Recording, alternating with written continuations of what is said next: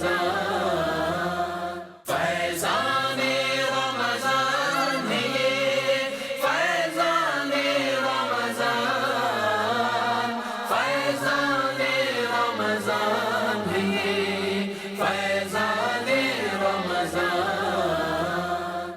माह सियाम का हर लम्हा रहमतों, बरकतों और नूर भरी साअतों से लबरेज होता है। आशिकान रसूल के दिलों में इबादतों की हलावत जगा कर शबो रोज नेकियों में गुजारने का ऐसा दर्स देता है कि हर किसी की हद्दुल इम्कान कोशिश होती है कि हालत रोज़ा और इसके अलावा भी ज़्यादा से ज़्यादा वक्त अल्लाह अज़्ज़ा वजल की इबादत, सरकार मदीना सल्लल्लाहु तआला अलैहि व आलिहि वसल्लम की मिदहत और दीगर ज़िक्र अज़कार में मसरूफ़ गुजरे। अल्हम्दुलिल्लाह अज़्ज़ा वजल तबलीग कुरान व सुन्नत की आलमगीर गैर सियासी तहरीक दावत इस्लामी के ज़ेरे इंतज़ाम मदनी चैनल 1436 सिने हिजरी के रमज़ानुल मुबारक की लाइव और रिकॉर्डेड ट्रांसमिशन को रोज़ाना रिपीट ट्रांसमिशन नशर मुकर्रर के तौर पर बनाम रमज़ान की पुरकैफ यादें पेश करने की सआदत हासिल कर रहा है, जिसमें आप मुलाहजा करेंगे दावत इस्लामी के तहत होने वाले तरबियती एतिकाफ में अमीर अहले सुन्नत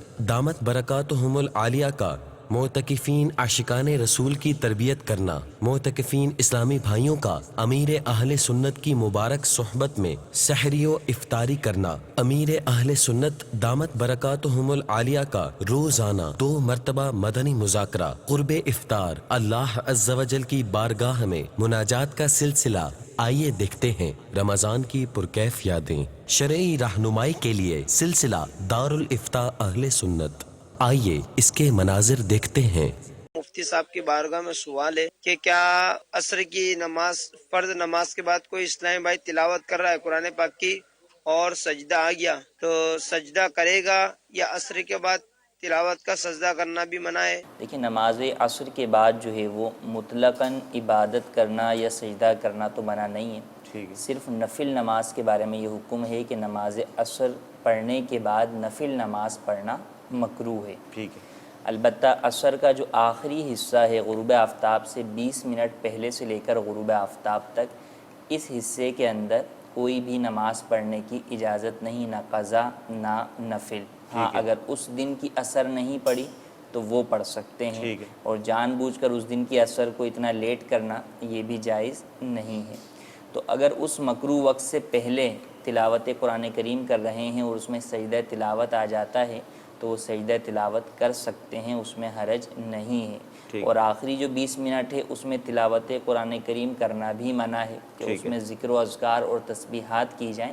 नमाज या नमाज के जो अज़कार हैं जैसे तिलावत है, इसको करना मना है, तो इसकी तिलावत ही ना की जाएगी कि चे जाए कि सजदा वाजिब हो और हम सजदा करें। और अगर किसी ने कर ली तो भी सजदा फिर उस वक्त नहीं करेगा, बल्कि मगरिब के बाद जो है फिर उस सजदा तिलावत को अदा करेंगे। सजदे तिलावत जो है वो उसकी ताख़ीर में तो कोई मतलब मसला बिला वजह ताख़ीर के अंदर जो है वो हरज नहीं है, और जब भी अदा करेंगे अदा ही होगा, क़ज़ा तो नहीं होगा, लेकिन अदा करना ज़रूरी है कि उसकी अदायगी वाजिब है। ठीक।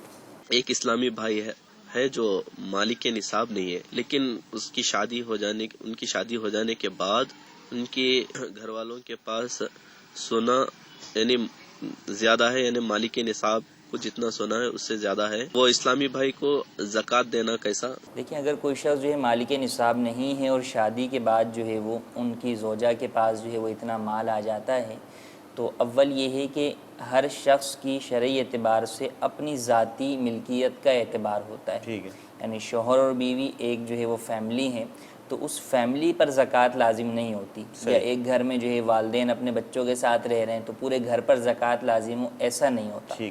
ज़कात लाजिम होती है हर फ़र्द मुअय्यन पर अलहदा, और फिर जो ज़कात के वजूब की शराइत हैं वो भी हर फ़र्द में देखी जाती हैं। ठीक है। तो जिस तरह शौहर के अंदर देखा जाएगा कि वो साहिब निसाब है या नहीं है, इसी तरह बीवी को भी देखा जाएगा। ठीक है। तो अगर शौहर साहिब निसाब नहीं है, बीवी साहिब निसाब है, तो बीवी पर अपने माल की ज़कात लाजिम होगी, और जो साहिब निसाब है ज़कात उस पर लाजिम है तो उसकी अदायगी भी उसी पर लाजिम है। ठीक। ऐसा नहीं है कि ज़कात तो इस पर लाजिम हो और अदायगी किसी और पर लाजिम है। ठीक।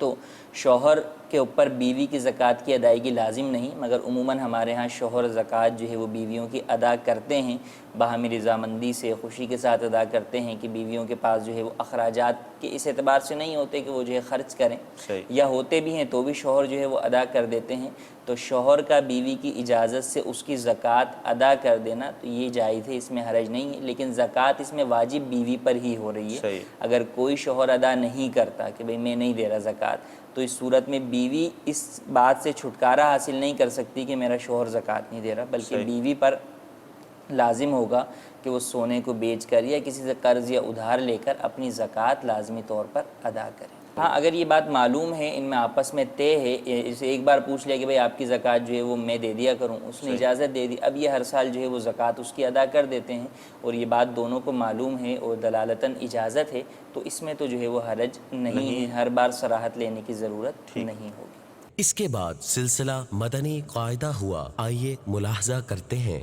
سبق نمبر 19 ہمارا آج کا سبق ہے، مدنی قاعدے کی تختی نمبر 19 کو نکال لیجئے، اور جن کے پاس مدنی قاعدہ نہ ہو تو اسکرین کی مدد کے ذریعے وہ اس تختی کو پڑھ سکتے ہیں۔ ہر تختی کسی نہ کسی موضوع یا کسی قاعدے پر مبنی ہوتی ہے، اس کے کچھ قواعد ہوتے ہیں، ٹرمز آف کنڈیشن ہوتی ہے، اس کے مطابق پڑھنا ہوتا ہے اس تختی کو۔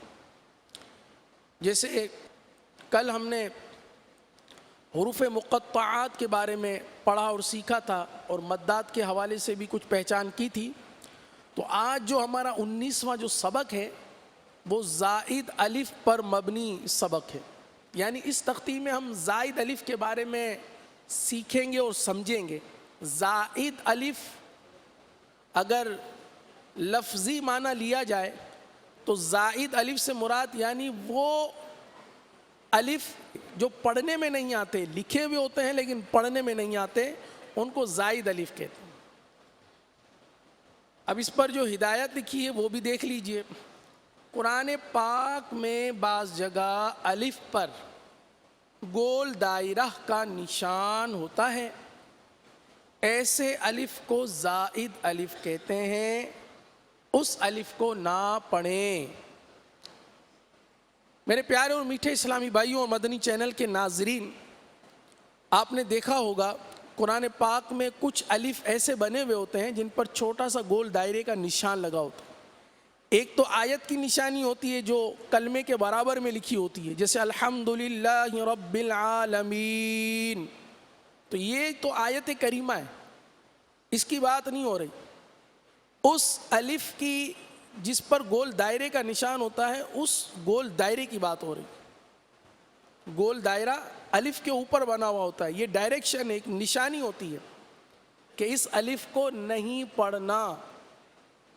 اگر وہ نون الف زبر نہ ہے، جیسے انا، سورہ کافرون میں ہم پڑھتے ہیں نا وَلَا أَنَا عَابِدٌ مَا عَبَدْتُمْ، ہم وہ آیت کریمہ پڑھتے ہیں وَلَا أَنَا، تو یہ دراصل لکھا ہوا تو انا ہے، لکھا ہوا نون الف زبر نہ ہے، لیکن اس کو جلدی میں پڑھتے ہیں انا، وَلَا أَنَا عَابِدٌ، وَلَا أَنَا عَابِدٌ نہیں پڑھنا چاہیے، وَلَا أَنَا عَابِدٌ، یعنی نون کو جلدی میں پڑھتے ہیں۔ تو یہ میرے پیارے اور میٹھے اسلامی بھائیوں اور مدنی چینل کے ناظرین، یہ زائد الف کی ایک واضح نشانی ہے۔ پورے قرآن میں جہاں کہیں انا آتے ہیں ان کو جلدی میں پڑھا جاتا ہے، یعنی الف نہیں پڑھا جاتا، انا، انا کو انا، صرف زائد الف، جہاں زائد الف ہو صرف اس کی بات ہو رہی ہے۔ پھر آپ نے ملاحظہ کیا سلسلہ نماز کے احکام۔ اسلامی بہنیں سمٹ کر سجدہ کریں، پیٹ رانوں سے، ران پنڈلیوں سے، پنڈلیاں زمین سے ملا دیں۔ آئیے اس کا عملی طریقہ دیکھتے ہیں۔ اب اللہ اکبر کہتے ہوئے سجدے میں جانا ہے۔ پہلے گھٹنے رکھیں، پھر ہاتھ، اور دونوں ہاتھ کے بیچ میں چہرہ رکھیں، اور دونوں پاؤں کی کیفیت یہ ہوگی کہ مردوں میں تو 10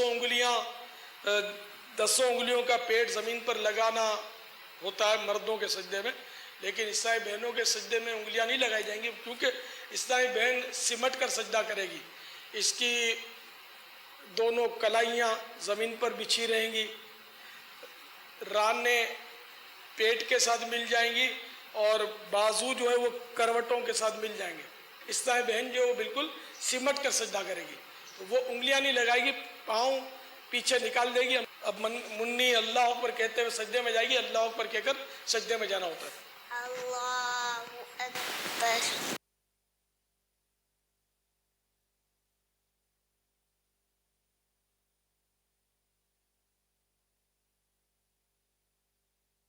इसी तरह 2 सजदे करने।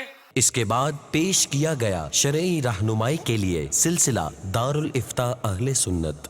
जो सदका हम देते हैं वो कि कैश देना जरूरी है या सदके के तौर पर खाना भी खिलाया जा सकता है या कपड़े दिए जा सकते या कोई और अशिया दी जा सकती है? सदका फ़ितर हो या ज़कात हो तो इसकी अदायगी के लिए ज़रूरी है कि रुपए पैसे ही करेंसी ही ज़कात में दी जाए। सही है। आप चाहें तो आटा दाल चीनी अशिया खुर्दो नोश जो हैं इनको भी इनकी जितनी मालियत बनती है, आपने 5,000 रुपये तक का जो है वो सादो सामान ख़रीद लिया, 5,000 रुपये का ये सामान किसी गरीब को दे दिया तो 5,000 रुपये की आपकी ज़कात अदा हो जाएगी। ठीक।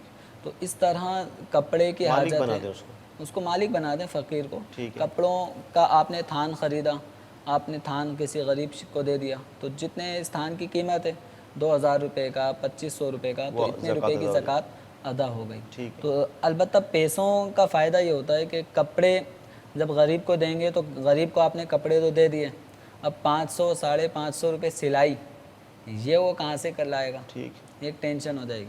आपने जो है वो 2-4 किलो गोश्त किसी गरीब को दे दिया, पकाएगा कैसे? अब वो पकाने के लिए उसको चीनी, पकाने के लिए तेल मिर्च मसाले ये भी तो उसको दरकार होंगे। तो पैसा एक ऐसी चीज़ है कि जो 1000 ज़रूरियात पूरी कर सकता है। सही।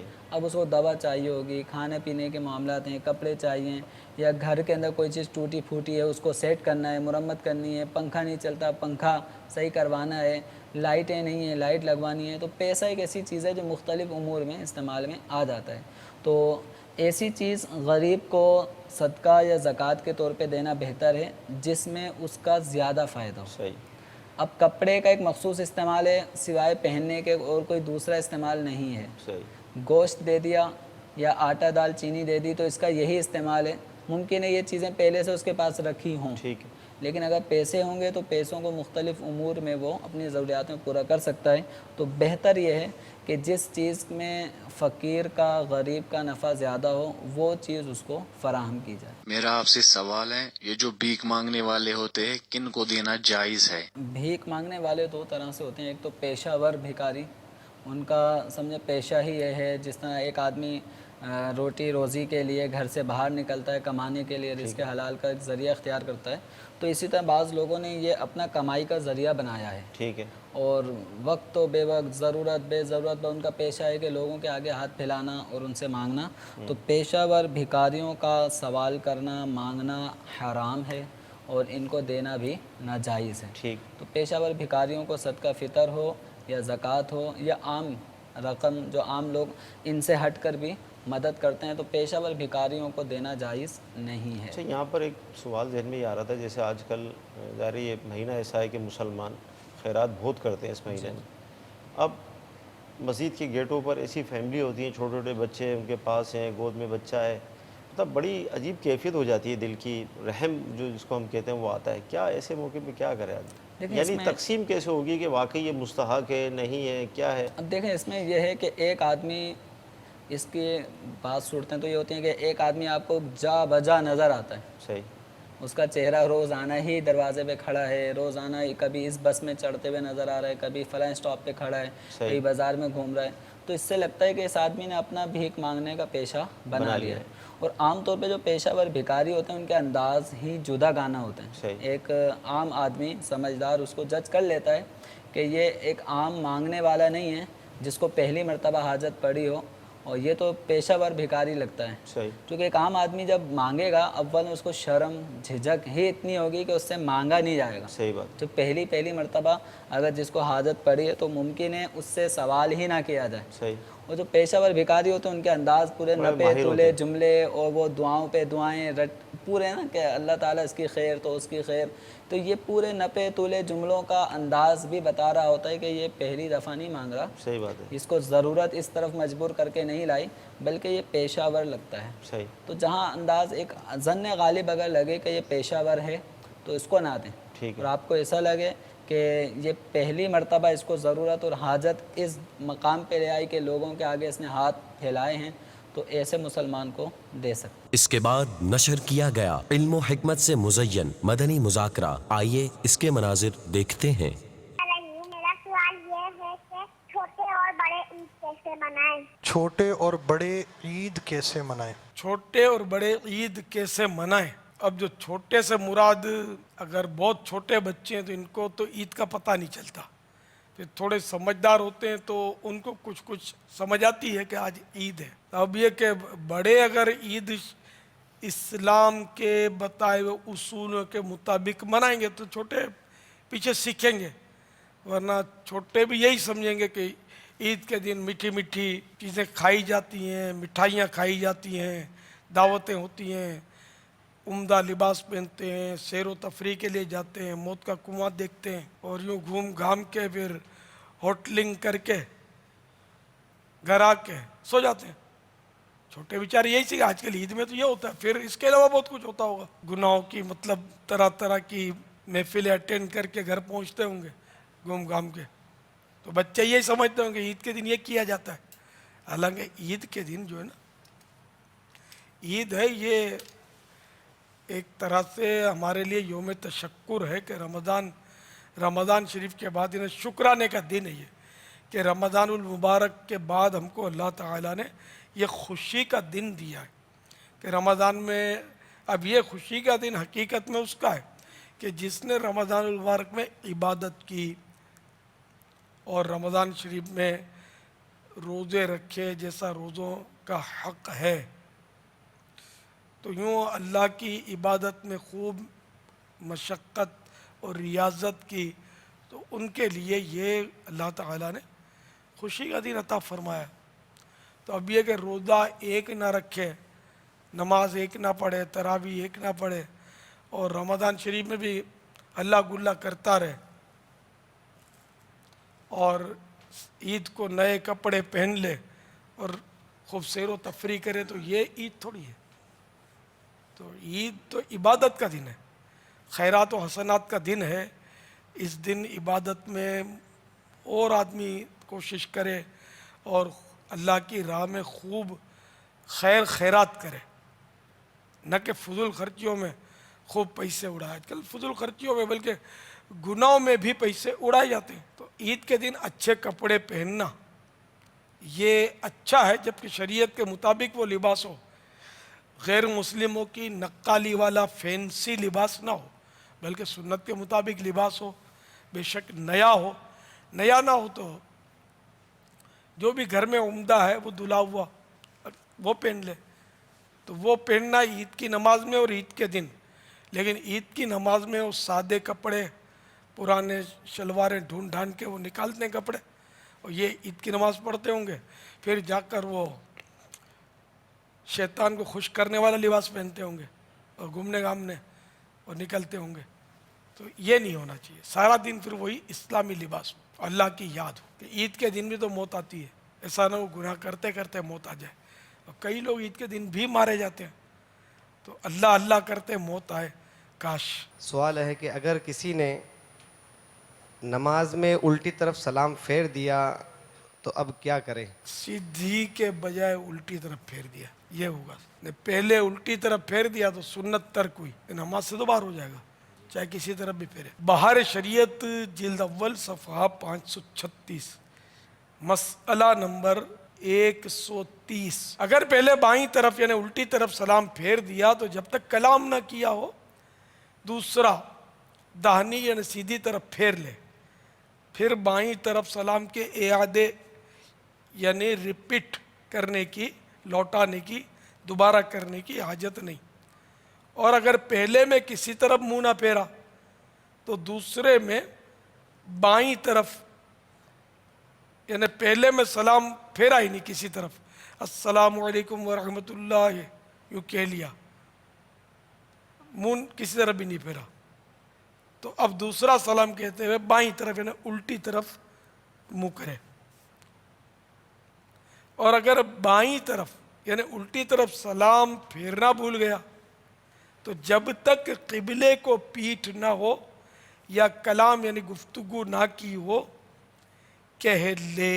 मेरा अपना भी एक ज़ाती सा एक सवाल है जो मैं करना चाहता हूँ आज इस हवाले से कि जैसे एक दांत में एक मसला था, उसको ऑपरेट करवाया और उसके बाद रोज़ा शुरू हुआ और उसमें से अगर खून आता है और उसमें तो कोई कसूर नहीं है, लेकिन उसके बारे में ज़रा थोड़ा सा इल्म होना चाहिए कि अगर वो आ जाता है तो क्या रोज़ा कायम रहता है और क्या उस रोज़े को ख़त्म कर देना या तोड़ देना या रोज़े की कैफियत से निकल जाना बेहतर है या रोज़े की ही कैफियत में रहना चाहिए।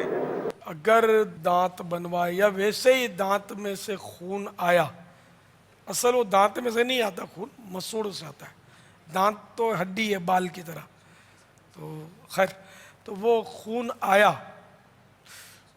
और हल्क से नीचे उतर गया, उसका जायका महसूस हुआ, तो इस सूरत में रोज़ा तो टूट जाएगा, अगरचे इसका कसूर नहीं है कि उसके मुसलसल निकल रहा है खून, लेकिन इसको पूरा ये जोर लगाना है कि हल्क से नीचे ना उतरे, थूकता रहे थूकता रहे थूकता रहे।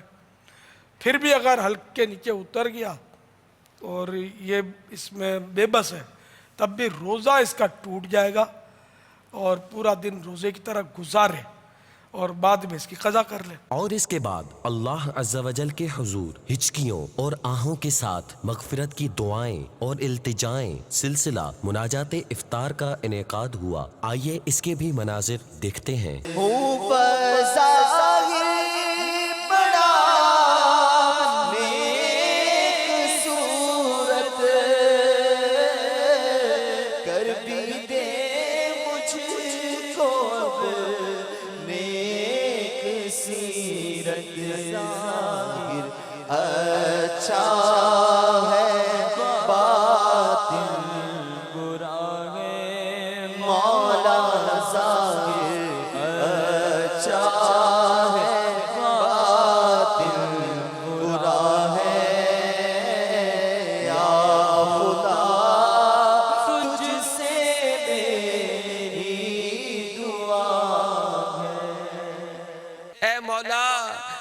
रमजान की बरकतों का सदका हमको बेहिसाब बख्शिश अता फरमा, हमारी मगफिरत फरमा दे मौला, हमारी मगफिरत फरमा दे मौला, हमारी मगफिरत फरमा दे मौला। अल्लाहुम्मा अजिरना मिनन नार, ऐ मौला हमें जहन्नम की आग से बचा ले। अल्लाहुम्मा अजिरना मिनन नार, अल्लाहुम्मा अजिरना मिनन नार, अल्लाहुम्मा इन्नका अफ़्वुन करीम तुहिब्बुल अफ़्व फ़अफ़ु अन्नी। या अल्लाह हमारे गुनाहों को मुआफ़ फरमा दे, हमारी खताओं को मुआफ़ फरमा दे, हमारी लग़्ज़िशों को मुआफ़ कर दे। ऐ मौला गुनाहों के अज़ाबात सुनने के बावजूद भी हम गुनाहों से बाज नहीं आते, हम गफलतों से बाज नहीं आते। मौला कहीं तू नाराज हुआ और गुनाह करते करते हमारी मौत हो गई, हमारा क्या बनेगा? ऐ मौला अपनी नाराजी से बचा ले। मौला हमें नेक बना दे, परहेजगार बना दे, मौला सच्चा आशिक़े रसूल बना दे। जब मौत का वक्त हो ऐ अल्लाह हमारा ईमान सलामत रखना, मौला हमें ईमान और आफियत की जिंदगी नसीब फरमा, ईमान और आफियत पर हमें मौत अता फरमा। मौला हमारी कब्र की मंजिलें भी आसान फरमाना। ऐ अल्लाह हमें कब्र में भी आदाब ना हो, कब्र के सांप और बिच्छुओं से बचा, कब्र की आग से बचा। या अल्लाह गुनाहगार को कब्र इस तरह भींचेगी कि उसकी पसलियां टूट फूट कर एक दूसरे में पेवस्त हो जाएंगी। ऐ मालिक और मौला माह रमजान का वास्ता हमें कब्र के अजाब से भी महफूज फरमा।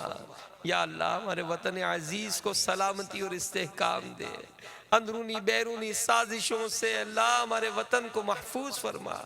या अल्लाह हमारे शहर को अमन अमान का गहवारा बना। मौला दुनिया जहां में कहीं पर भी मुसलमान परेशान हाल है, अल्लाह मुसलमानों की परेशानियां दूर फरमा, कुफ्फार पर गलबा नसीब फरमा, इस्लाम का बोल बाला फरमा, दुश्मनान इस्लाम का मुंह काला फरमा। फिर मुलाहजा किया गया सिलसिला इल्म और हिकमत की बातें। आइए इसके मनाजिर देखते हैं। सिला रहमी का जो माना है जी जी वो रिश्तेदारों के साथ हुस्ने सलूक करना है। ओके अब जो पड़ोसियों के हुकूक हैं, वालिदैन के हुकूक हैं, औलाद के हुकूक हैं, रिश्तेदारों के हुकूक हैं, ये मुसलमान जानते हैं कि हमारे दीन ने जो हुकूकुल इबाद हैं, जी जी बंदों के जो हुकूक हैं, आम मुसलमान का हक भी है और भी बहुत सारे हुकूक हैं, उन्हीं में से एक जो हक है वो रिश्तेदारों के हुकूक है। ओके माँ बाप के जो हुकूक हैं और इसी तरह औलाद के जो हुकूक हैं, ये भी रिश्तेदारों के हुकूक ही की एक किस्म है। ओके ठीक तो सिला रहमी की अहमियत इसलिए भी बढ़ जाती है। औलाद के जो हुकूक हैं उनकी तालीम और तरबियत के एतबार से वो अपनी जगह पर है। ठीक है। वालिदैन के हुकूक पर और औलाद के हुकूक पर काफ़ी बातचीत की जाती है। जी जी इसलिए आम तौर पर जहनों में इनका हक बहुत ज़्यादा जो है वो रासिख होता है कि माँ बाप का बहुत हक है। और माँ बाप या जो आम मुसलमान हैं वो जानते हैं कि औलाद के भी बहुत सारे हुकूक हैं। सही। तो दो हुकूक तो बिल्कुल वाज़े तौर पर जहनों में आ जाते हैं। ठीक है। लेकिन सिर्फ माँ बाप और औलाद, रिश्तेदारी इसी का नाम तो नहीं है। ओके। रिश्तेदारी का फैलाव थोड़ा सा ज़्यादा है। जी जी। तो उसके अंदर और रिश्तेदार भी आ जाते हैं। सही। मसलन वालिद की तरफ से जो रिश्तेदार हैं, चचा हैं, ताएँ हैं, फुप्पियाँ हैं। इसी तरह माँ की तरफ से खाला हैं, मामू हैं। ओके। फिर वालिद की तरफ से दादा है, दादी हैं। माँ की तरफ से नानी है और नाना है। ठीक है। ये जो ये फैलाव है ना रिश्तेदारों जी का, जी जी इन सब की भी अपनी जगह पर हुकूक हैं। ओके। तो सिला रहमी के उन्वान के तहत वो सब आते हैं। और रिश्तेदारों से जो हुस्ने सलूक है, जी जी, तो उम्मत के जो आइम्मा हैं, इस सारी उम्मत का इस पर इजमा है कि रिश्तेदारों से हुस्ने सलूक वाजिब है। और कतई ताल्लुकी और इनसे मुंह फेर लेना, यानी इन पर कोई इन्हें लायक तवज्जो ना समझना, इनसे मेल जोल ना रखना, अच्छा बर्ताव इनके साथ ना करना, जिसको कहते हैं ना बिल्कुल जनाब कतई ताल्लुकी हो गई और हमारा तो मिलना जुलना ख़त्म हो गया, इस तरह जो रिश्तेदारों के अंदर मामलात पैदा हो जाते हैं, ये बिल्कुल जायज़ नहीं है। और उम्मत का बिल इजमा, आइमा मुज्तहिदीन का इस पर इजमा है, इजमाई मसला है कि जो महारिम रिश्तेदार हैं ना, जी जी, जो महारिम रिश्तेदार हैं उनसे कतई ताल्लुकी जायज़ नहीं है। ठीक। और इनसे हुस्ने सलूक वाजिब है। ठीक है। जो रिश्तेदार महारिम हैं उनसे तो सिला रहमी वाजिब है बिल इत्तिफाक, बिल इजमा। और जो महारिम नहीं है जी जी, उनसे भी उलमा ये फरमाते हैं, एक मौक़िफ़ है उलमा किराम का, वो ये कहते हैं कि महारिम हो या गैर महारिम हो, दोनों से सिला रहमी वाजिब है। इसलिए कि कुरान करीम की आयात मुबारका के अंदर जो अल्फाज इस्तेमाल होते हैं वो ज़वील कुर्बा के हैं, रिश्तेदार, तो उसके अंदर महारिम की कैद नहीं है। तो इस एतबार से इन उलमा का कौल जो ज़ाहिरन समझ में भी आता है और बाहर शरीयत में भी इसको नकल किया गया और अमल भी इस पर करना चाहिए। लिहाजा चचा ज़ात, फुप्पी ज़ात, ताया ज़ात, खाला ज़ात, मामू ज़ात जो भाई हैं उनसे भी सिला रहमी की जाएगी। इसी तरह और आगे जो इनकी अक़साम निकलेंगी। और जो नामहरमा है, अगरचे वो रिश्तेदार है लेकिन चूँकि अजनबिया है, उसके अपने पर्दे के अहकाम वाज़े तौर पर मौजूद रहेंगे। उनकी पासदारी और उनकी रियायत करना ये फ़राइज़ और वाजिबात में से रहे। ठीक है, माशाल्लाह, वेरी इंटरेस्टिंग डिस्कशन मुफ्ती साहब। इसके बाद इल्म और हिकमत के मदनी फूलों से आरास्ता व पैरास्ता निगरानी शुरा हाजी मोहम्मद इमरान अत्तारी मुद्दज़िल्लुहुल आली का सुन्नतों भरा बयान। जो तालीमी निज़ाम हमारे माशरे के अंदर मोस्टली राइज है, उस तालीमी निज़ाम में परवान चढ़ने वाला कि जबकि उसकी कोई दीनी, इस्लामी और मजहबी परवरिश, उसकी नशोनुमा नहीं है, इस मामले इसकी कोई तरबियत नहीं है, तो डेफिनेटली ये पढ़ने के बाद बहुत ज़्यादा मुमकिन है, 100% नहीं कर, बहुत ज़्यादा मुमकिन है कि वो इतना मतलब कि वो आउट ऑफ वे होकर अपनी ज़िंदगी गुजारे कि जो तकलीफ़ का बाइस बन सकती है। तो मकसद जो ये यहाँ अर्ज़ करना है, जो आज हमारा मौजू है, वो है शुरू से ही अपने बच्चों के अंदर इल्म दीन की बुनियाद डाल दीजिए, इल्म दीन का बीज डालिए कि बेटा दीन, हमारा इस्लाम, हमारी हदीस, हमारा कुरान, इनके फरमान, इनके इरशाद, ये फुल एंड फाइनल है और उसके मुताबिक ज़िंदगी गुजारनी है। اب یہ کرے کون کہ جن کی اپنی اسلامی اور مذہبی تربیت ہوئی ہو. اللہ تعالیٰ قرآن پاک میں خود فرماتا ہے کہ اللہ تعالیٰ سے اس کے علم والے بندے ڈرتے ہیں. علم یہ انسان کو بہت اعلیٰ عرفہ بناتا ہے. حضرت سیدنا عبداللہ ابن عباس رضی اللہ تعالیٰ عنہما فرماتے ہیں یعنی رات میں ایک گھڑی علم پڑھانا ساری رات عبادت کرنے سے بہتر ہے. علم دین. آگے بڑھیں. حضرت سیدنا ابو سعید خدری رضی اللہ تعالیٰ عنہ فرماتے ہیں کہ رسول کریم صلی اللہ تعالیٰ علیہ وآلہ وسلم نے فرمایا یعنی مجھے علم کی زیادتی عبادت کی زیادتی سے زیادہ محبوب ہے. یہ بھی دیکھیں علم کی باتیں ہیں. اچھا اتنا بڑا ارشاد، اتنا اہم ارشاد ہے. یہ بھی ایک علم کی بات ہے نا، ایک ذہن کے دریچہ کھلتا ہے نا، ایک کانسیپٹ کلیئر ہوتا ہے. یعنی مجھے علم کی زیادتی، علم کا بڑھنا، عبادت کی زیادتی عبادت کے بڑھنے سے زیادہ محبوب ہے. حضرت سیدنا عبداللہ ابن عمر رضی اللہ تعالیٰ عنہما فرماتے ہیں یعنی ہر شے کا راستہ ہوتا ہے، جنت کا راستہ علم ہے. سرکار مدینہ صلی اللہ تعالیٰ علیہ وآلہ وسلم کے آپ کو ارشادات اور بزرگوں کے اور صحابہ کرام کے ارشادات میں نے وہ سنائے. حضرت مولا علی کرم اللہ تعالیٰ وجہ الکریم کا بہت پیارا ارشاد سنیے. فرماتے ہیں یعنی علم مال سے بہتر ہے. علم مال سے بہتر ہے کیونکہ مال کی تمہیں نگہبانی کرنا پڑتی ہے مگر علم تمہارا نگہبان ہوتا ہے. مال خرچ کرنے سے ختم ہو جاتا ہے مگر علم خرچ کرنے سے بڑھتا ہے. علم حاکم ہے اور مال محکوم. مائنڈ تو مائنڈ ہے نا، دیکھتا ہے تو قبول کر لیتا ہے. آنکھ دیکھتی ہے تو اس کا ایک سوال جواب کا سلسلہ شروع ہو جاتا ہے. ہم وہ چیز دیکھیں کیوں، ہم اس طرف جائیں کیوں کہ جو ہماری اس طرح کی صورت اور کنڈیشن تبدیل کرتے ہیں. اچھا یوں بھی ہو سکتا ہے، اچھا یوں بھی ہو سکتا ہے. اب چونکہ علم دین کی کمی ہے لہذا بہت ساری چیزیں جو غلط ہو رہی ہوتی ہیں اس کو ہم درست سمجھ لیتے ہیں. دیکھیں نا اسی طرح ایک مذہبی لبادے میں لوگ جسے ہم جعلی عامل بھی کہتے ہیں، وہ آخر جعلی عامل لوگ اسی طرح دین اور اسلام کا نام لے کر گندگی پھیلاتے ہی ہیں نا، برائیاں پھیلاتے ہی ہیں. معاذ اللہ مطلب کہ عجیب و غریب اور حیا سوز حرکتیں کی خبریں ملتی ہیں. لوگ ان کے بہکاوے میں آ کر اپنے بچوں کو قتل کر دیتے ہیں. یہ جہالت نہیں تو کیا، علم دین سے دوری ہے. بھائی ایک شخص ہے وہ اگر عامل ہے، عامل بننا، روحانی علاج کرنا اس کی تو منع ہی نہیں ہے، اس کے تو فوائد ہیں. لیکن اگر آپ کسی سے روحانی علاج کرانے کے لیے گئے ہیں تو آپ دیکھیں تو صحیح کہ یہ پابند شریعت ہے یا نہیں. اب شریعت ہی کا علم نہیں ہوگا کہ پابند شریعت کیا ہوتا ہے. اب اتنی ساری انگوٹھیاں پہن کے کوئی بیٹھا ہو سمجھے کہ یہ بہت بڑا بابا ہے. اتنی لمبی لمبی بالیں لگا کر بیٹھا ہوا، کندھے سے نیچے زلفیں بنا کر چٹیاں لگا کر بیٹھا بولے بہت بڑا بابا ہے. نہیں، شانوں سے نیچے بال اعلیٰ حضرت نے اس کو حرام فرمایا. عورت سے مشابہت ہے. مرد کے لیے ایک انگوٹھی کی اجازت ہے، وہ بھی ایک انگوٹھی 4.5 ماشے سے کم چاندی اور اس میں بھی ایک نگ لگا ہوا ہو اور ایک ہی انگوٹھی ہو، تب مرد کے لیے جائز ہے. اس کے علاوہ مرد کے لیے ناجائز ہے. اس کے علاوہ اب یہ کیا، یہ میں نے 2 باتیں آپ کو بتائیں. علم دین یہ میں نے آپ کو 2 باتیں بتائیں، ایک بالوں کے حوالے سے، ایک انگوٹھی کے حوالے سے. فار ایگزامپل اب یہ بات اگر آپ کے علم میں نہیں تھی تو اب کسی بھی لمبے بال والے اور اتنی انگوٹھی والے سے آپ مطلب کہ وہ متاثر ہو جائیں گے. کیا چاہ رہے یوں ہیں؟ اچھا بھائی نماز کا وقت تھا، بابا نماز کے لیے کیوں نہیں گئے؟ بابا چپ چپ چپ چپ چپ، بابا اس وقت بغداد محلہ میں زور ادا کر رہے ہیں. اچھا پھر تھوڑی دیر کے باری نہیں آئی تو عصر کا وقت بھی ہو گیا. بابا ابھی عصر کے لیے بھی نہیں گئے، اذان تو ہو گئی. چپ، بولا نہیں ہے. بابا برا لگے گا. بابا ابھی عصر مکے میں ادا کر رہے ہیں، پھر مدینے میں مغرب ادا کریں گے، پھر عشاء کسی اور اجمیر میں ادا کر لیں گے. اچھا اب کھانا وہیں بیٹھ کے کھائیں گے. تو بھائی کھانا کھانے کے لیے بھی کہیں چلے جاتے، کھانا وہیں بیٹھ کے کھانا ہے، نماز ہر جگہ جا کر پڑھ رہی ہیں. یہ مذاق بنایا ہوا ہے،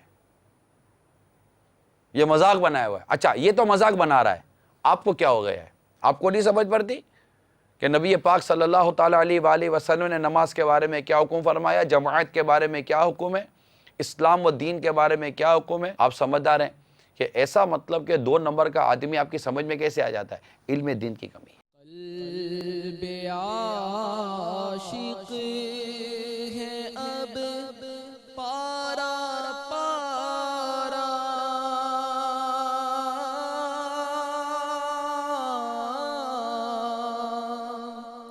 الوداع الوداع ماہ رمضان، کلفت ہجر و فرقت نے مارا،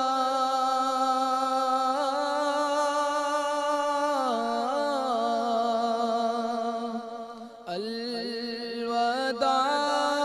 الوداع ماہ رمضان. اس کے بعد نشر کیا گیا علم و حکمت سے مزین مدنی مذاکرہ. آئیے اس کے مناظر دیکھتے ہیں. یہ سوچ ہے کہ میرا نام کیسا ہونا چاہیے. نام ایک شخصیت کو اجاگر کرتا ہے. انسان اپنے نام سے پہچانا جاتا ہے. اور صرف یہی نہیں، قیامت کے روز بھی نام سے پکارا جائے گا. دنیا میں جو اس کا نام ہوگا اسی نام سے اس کو قیامت کے روز پکارا جائے گا. جو ہی ایک بچے کی ولادت ہوتی ہے تو ولادت ہونے کے بعد جو بنیادی طور پر جو ایک گفتگو کا جو حصہ ہوتا ہے، موضوع بنا ہوا رہتا ہے، وہ ہوتا ہے بچے کا نام یا بچی کا نام. کہ نام کیا رکھیں؟ یا بعضوں کا رشتہ داروں سے پوچھا جاتا ہے. اچھا، پھر اس میں کچھ بچوں کو انوالو کیا جاتا ہے کہ چلو اپنی اپنی مرضی سے نام دو. وہ نام 10 12 15 جمع کر کر اس کو ایک ڈبے میں ڈالا جائے گا. ڈبے سے پرچی نکالی جائے گی. اس کی وجہ شاید یہ ہوتی ہوگی کہ کسی کا دل نہ ٹوٹے. تو جو 15 20 نام آپ کو پسند آتے ہیں ان میں سے وہ ایک نام آپ ڈبے میں ڈال دیتے ہیں اور اس میں سے ایک پرچی نکلتی ہے، جناب یہ نام اس کا ہو گیا. اس نام کا کیا مطلب ہے؟ اس نام کا تعلق کس چیز سے ہے؟ اس کے اثرات اچھے پڑیں گے برے پڑیں گے؟ نام کا ایک اپنا اثر ہوتا ہے. سرکار صلی اللہ تعالیٰ علیہ وسلم جب کسی کو عامل بناتے تو اس کا نام پوچھتے. اگر اس کا نام اچھا ہوتا تو آپ کو مسرت ہوتی اور وہ مسرت آپ کے چہرے مبارکہ سے ظاہر ہو جاتی تھی. اور جب کوئی برا نام میرے آقا صلی اللہ علیہ وسلم سنتے تو وہ برے نام کو تبدیل کر دیتے تھے. اس کے معنی صحیح نہیں ہے. عاصی، گناہگار، یعنی کہ نام ایسے نہ ہو، نہ ایسے ہوں، نہ تکبر والے ہوں کہ جناب وہ بادشاہ اور شہنشاہ بنا پڑا ہے، یا پھر کوئی عجیب ہو گئے تو الو شلو قسم کے نام بھی نہ ہو. ایک نام انسان کی شخصیت کا ایک نکھار ہے. اب یہ نام بچے یا بچی کا، یہ اولین ذمہ داری کس کی ہے؟ یہ ایک سوال ہے. کس کی ذمہ داری ہے کہ ایک بیٹا یا بیٹی پیدا ہوئی، اب نام کا انتخاب کون کرے؟ نام کے بارے میں ایک ایتھارٹی کون ہے؟ نانی، نانا، دادی، دادا، کون؟ پھوپھی. اچھا پھوپھی، بہن ہے، بھائی. اچھا، اور خالہ؟ نہیں بھائی، ساس رکھے گی نام، پھڈا ہو جائے گا. ایک الگ میٹر ہے. یہ ایک ہمارے فیملیز کے کچھ میٹرز میں نے بیان کیے، لیکن حدیث اس معاملے میں ہماری رہنمائی کرتی ہے. میں آپ کو حدیث سناتا ہوں کہ سرکار مدینہ صلی اللہ تعالیٰ علیہ وآلہ وسلم نے ارشاد فرمایا، یعنی آدمی سب سے پہلا تحفہ اپنے بچے کو نام کا دیتا ہے، اس لیے چاہیے کہ اس کا نام اچھا رکھے. یہ حدیث بیان کی میں نے. یعنی باپ سب سے پہلا تحفہ جو اپنے بچے کو دیتا ہے نا، وہ نام کا دیتا ہے. تو اس کو چاہیے کہ وہ اچھا نام رکھے. یعنی دوسرے نام رکھ سکتے ہیں. اگر والد کہتا ہے بھائی یہ نام رکھ لے گا، وہ نام رکھ لے گا، یہ نام رکھ سکتے ہیں. لیکن جس نام کو رکھنے کو، جس کو انتخاب کیا گیا، دیکھیں یہ بھی ایک سمجھنے کی چیز ہے کہ کوئی ایک تو ذمہ دار تو بنایا جاتا ہے کہ بھائی کس کی ذمہ داری ہے. تو پتہ چلے کہ ذمہ داری والد کی ہے. اب والد صاحب کو نام بتایا گیا، چلو بہنوں نے نام بتا دیا، بچے کی امی نے نام بتا دیا، یا کسی اور نے نام بتا دیا. اب وہ نام جب والد صاحب کے پاس آئے تو والد صاحب ایٹ لیسٹ یہ تو معلوم کرے کہ یہ نام ہے کس کا، اس نام کو کس سے نسبت حاصل ہے. اس نام کے معنی کیا بنتے ہیں، اچھے معنی بنتے ہیں، برے معنی بنتے ہیں. یہ 3 چیزیں کیا ہیں؟ 3 چیزیں تمہارے بھائی کے دل میں تمہاری سچی محبت کا باعث بنیں گی. سلام، جگہ میں وسعت و فراخی پیدا کرنا. تیسرا، اسے اس کے پسندیدہ نام سے بلاؤ. نام سے بلانا ہے نا، یہ اس کی ایک اپنی کشش ہے. ہاں آپ یعنی مجھے تو پتہ ہے نا، امیر سنت کے ساتھ کبھی کبھی کوئی 2 5 10 15 20 سال کے بعد بھی کوئی ملے ہوتے نا، امیر سنت اس کو نام سے بلاتے نا تو ارے میرے کو نام سے بلایا یار، ان کو میرا نام یاد ہے. نام میں بڑی بات ہوتی ہے. کسی کو بھی آپ اس کے نام سے بلائیں، آپ کی ایک بار ملاقات ہو اور آپ اس کا نام یاد کر لیں. یہ نیکی کی دعوت دینے والوں کے لیے بھی بہت اہم مدنی پھول عرض کر رہا ہوں کہ جب نام بعض اوقات بھول جاتے ہیں ہم. نام یاد رکھنے کا ایک طریقہ یہ بھی ہوتا ہے کہ اس نام کو سننے کے بعد اس کو کسی چیز سے نسبت کر دیں آپ. تو آپ کو جب نسبت ہو جائے گی نا تو آپ کو اچھا لگے گا، ہاں یار یہ نسبت ہو گئی، تو آپ کو نام یاد رہے گا. تو انشاءاللہ تعالی اس کی بھی برکت آپ کو ملے گی. میرا باپا کی بارگاہ میں سوال ہے، آج کل بے احتیاطی کا دورہ ہے، ملازمت پیشہ افراد میں کام یا وقت پورا نہ کرنے کا رجحان بہت زیادہ ہے، خصوصاً سرکاری اداروں میں جہاں پوچھ ہچھ کا نظام مضبوط نہیں ہوتا. کام مکمل نہ کرنے یا وقت سے پہلے گھر چلے جانے کی عادت عام ہے. براہ کرم نصیحت کے مدنی پھول ارشاد فرما دیجیے. جو اجارہ کیا ہے جتنے وقت کا، وہ وقت بھی پورا کرنا ہے، اور اس میں جو معتدل انداز میں ایک کام کیا جاتا ہے وہ بھی پورا کرنا ہے. خالی وقت دینے سے بھی کام نہیں چلے گا کہ چلو بھئی 8 گھنٹے تو پورے 8 گھنٹے وہاں جا کے بیٹھا رہا، اونگتا رہا یا اپنا کوئی ذاتی کام کرتا رہا، تب بھی وہ تنخواہ کا حقدار نہیں بنے گا، جبکہ اس کے ذمے کچھ اور کام بھی ہے اونگنے کے علاوہ. ظاہر ہے اونگنے کے لیے کوئی نوکری نہیں رکھتا کسی کو.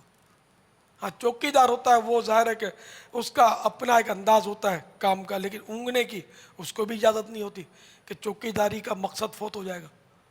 چوکی دار کو تو چوکنا رہنا ہوتا ہے جب ہی چوکی داری کر سکے گا. تو بہرحال یہ کہ پورا وقت بھی دینا ہے، اور اس وقت میں جو کام اس کو دیا گیا ہے وہ درمیانے انداز میں اس کو پورا کرنا ہے. اس میں اگر اپنی وجہ سے کوئی ایسی کوتاہی کی اس نے، تو اس کوتاہی میں جتنا وقت اس نے صرف کیا یہ اس نے جرم کیا، اور اس کوتاہی والے وقت کے اجارے کا وہ حقدار نہیں ہے.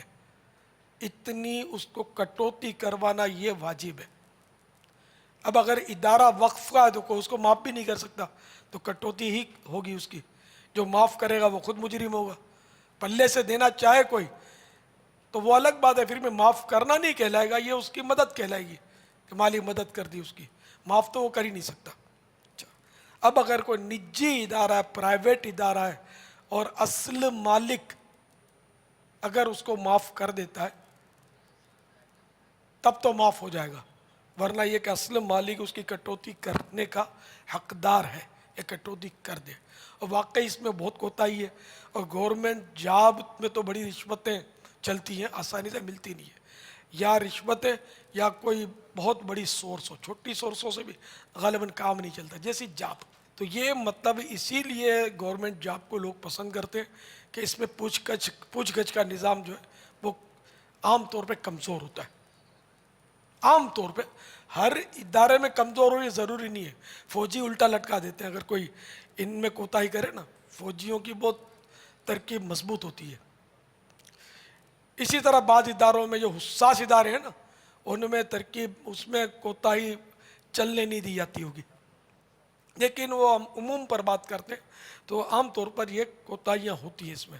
تو اسی لیے گورنمنٹ جاب کو لوگ پسند کرتے ہیں کہ چھٹیاں کرو، صاحب سے یا جو بھی اس سے بڑا ہے سپروائزر تو اس سے ترکیب بنا لیں گے تو وہ مطلب آنکھ آڑے کان کر لے گا، یعنی نظر انداز کر دے گا. اور چھٹی بھی کرنی ہے تو وہ اس پہ ڈیوٹی لکھ دے گا، 2-4 گھنٹے آگے پیچھے ہو گئے، لیٹ آئے، جلدی چلے گئے تو وہ پوری ڈیوٹی اس پہ لکھے گا. یہ ترکیبیں تو یہاں تو یہ چل جاتی ہیں دنیا میں، لیکن آخرت میں یہ سارا معاملہ جو ہے نا یہ پھنسا دے گا. اس کا عذاب واللہ کوئی بھی برداشت نہیں کر سکے گا. तो इसलिए पूरी पूरी ड्यूटी देनी होगी, चाहे दफ्तर नहीं खुला, अगर वाकई यानी कि ऐसा है कि जिसके ज़िम्मे दफ्तर खोलना वो आया ही नहीं या आता ही हमेशा लेट है और आप हैं मजबूर, तब भी वहाँ आप ड्यूटी पर हाजिर हो जाएं और दरवाजे पर बाहर पड़े रहें, आपकी ड्यूटी पूरी हो। आपकी तरफ से कोताही न हो कि यार ये लेट आता है तो मैं भी लेट जाऊँगा, ये जल्दी चला जाता है मैं जल्दी चला जाऊँगा। अपना वक्त जो भी तय हुआ है वो आपने पूरा पूरा देना है, दियानतदारी के साथ। अगर कोई अपने गुनाहों को याद करके रोए और कोई शख्स कहे कि ये ड्रामा कर रहा है, तो इसके लिए क्या हुक्म है? वो गुनाहगार है जो इस तरह कह रहा है कि इसने एक मुसलमान पर तोहमत बांधी, बदगुमानी की, माअज़ल्लाह इस पर तौबा फ़र्ज़ है, और अगर जिसके बारे में इसने कहा उसको पता चल गया तो इससे माफ़ी मांगनी होगी, क्योंकि इस पर सख्त दिल आज़ारी इससे हुई होगी उसकी। यह आम है इसमें भी कि ये कहते हैं कि इसीलिए बुज़ुर्गों ने कहा कि कोई रोता हो ना तो तुम इतना करो कि उसको देखकर तुम भी रोने लगो, इसकी गहराई में मत जाओ कि ये क्यों रोता है। वो किसी शायर ने भी कहा ना, कोई रोता है तो भर आती हैं आंखें मेरी, मैं समझता हूँ इसे मदीना याद आया है। तो ये कि हमें सिर्फ हुस्न ज़न के जाम पीने के हदीस पाक में हुस्न ज़न मिन हुस्निल इबादत, कि हुस्न ज़न यानी अच्छा गुमान, अच्छा सोचना, किसी के बारे में अच्छा ख्याल रखना, ये अच्छी इबादतों में से है। तो किसी का कोई भी फेल देखे तो उसमें अच्छा पहलू निकालना ये वाजिब है, खामा का घसीट कर मतलब उसको बुराई की तरफ ले जाना कि ड्रामा करता है, ये दिखावा करता है, ये रियाकारी करता है, माअज़ल्लाह, यानी वो गलत है या नहीं गए गलत, ये तो अब भी मुश्तबा है, लेकिन ये कन्फर्म है कि इस तरह का इल्ज़ाम रखने वाला गलत है, ये तो फाइनल है। तो ये हमेशा के लिए ये गिरे में बांध लें कि कोई रोता हो, तड़पता हो तो उसके बारे में ना बदगुमानी करनी है हमें, ना उसको चेक करना है, चेक भी नहीं करना। मदनी मुज़ाकरे के बाद देखा सिलसिला फैज़ान सहरी और अमीर अहले सुन्नत दामत बरकातुहुमुल आलिया की सहरी के मनाजिर। आइए इसके मनाजिर देखते हैं। मुसलमान के लिए सबसे बेहतरीन ज़िंदगी गुजारने का तरीका, सलीका, अंदाज़ क्या है, अल्लाह तबारक व तआला ने इस आयत करीमा में बयान फरमाया। लक़द कान लकुम फ़ी रसूलिल्लाहि उस्वतुन हसना, कि बेशक तुम्हारे लिए रसूलुल्लाह सल्लल्लाहु तआला अलैहि वसल्लम की जो ज़ात है वो बेहतरीन नमूना है। एक मुसलमान को अपना हर अंदाज़े ज़िंदगी सुन्नत के मुताबिक ढालना ये बड़ा ही निहायत ज़रूरी है। और यहाँ पर एक बड़ी ही प्यारी बात जो हमारे लिए बड़ी ईमान अफरोज़ भी है वो ये है कि सरकार सल्लल्लाहु तआला अलैहि वसल्लम की सुन्नत को जिस तरह से सहाबा किराम अलैहिम रिदवान ने देखा और उसे नोट किया, याद किया और आगे बयान किया, इस तरह दुनिया की किसी भी बड़ी से बड़ी शख्सियत की तफसील के साथ ज़िंदगी को ना नोट किया गया ना बयान किया गया। जी हाँ, आप किसी भी कौम के किसी भी फ़र्द से सवाल कर सकते हैं कि आप जिसको मानते हैं, आप जिसको फॉलो करते हैं, उसकी सीरत आपके पास किस कदर महफूज है। शायद चंद चीज़ों से ज़्यादा वो आपको ना बयान कर सके। हमारे सहाबा किराम अलैहिम रिदवान को अपने आका सल्लल्लाहु तआला अलैहि वसल्लम की सुन्नत से कैसी मोहब्बत थी और उन्होंने कितनी बारीक बीनी से सुन्नत मुबारका को देखा, अपनाया, अमल किया और हम तक पहुंचाया, उसकी एक हल्की सी झलक। जी हाँ, सरकार सल्लल्लाहु तआला अलैहि वसल्लम किस तरह से खाया करते थे, कितनी उंगलियों से खाया करते थे, बैठने का अंदाज़ क्या होता था, किस तरह से सरकार सल्लल्लाहु तआला अलैहि वसल्लम कौन सी ग़िज़ा को पसंद फरमाया करते थे, ये हमें मालूम है। किसी को अपने बड़े की जिसको सदियाँ गुज़र चुकी हों ये तफसीलात मालूम है। हमारे आका सल्लल्लाहु तआला अलैहि वसल्लम को किस तरह का लिबास पसंद था, कौन से रंग का लिबास पहना करते थे, सीरत के अंदर महफूज है, सुन्नत के अंदर हमें मिल जाता है। हमारे आका सल्लल्लाहु तआला अलैहि वसल्लम जब रास्ते पर चला करते थे तो आपका चलने का अंदाज़ कैसा था یہ ہمیں معلوم ہے. کتنی معمولی سی بنیادی چیزیں ہیں لیکن ہمیں معلوم ہے. ہمارے آقا صلی اللہ تعالی علیہ وآلہ وسلم کو جب چھینک آیا کرتی تھی تو آپ کس طرح کا رد عمل فرمایا کرتے تھے؟ جی ہمیں معلوم ہے. جماہی کے وقت کیا آپ نے ارشادات فرمائے؟ ہمیں معلوم ہے.